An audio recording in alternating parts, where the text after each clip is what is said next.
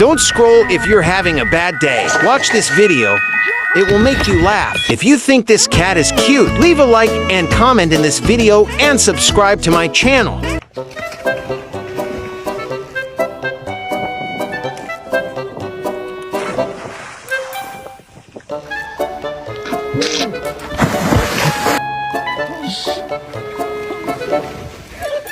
Eating good tonight.